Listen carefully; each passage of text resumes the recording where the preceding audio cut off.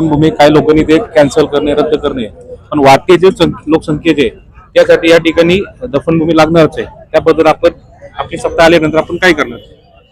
आपल्याला मी सांगतो, प्रभाग क्रमांक 16 मधून एक सक्षम उमेदवार शिवसेना पक्षाच्या माध्यमातून दिलेले निलेश तरस, ऐश्वर्याताई तरस,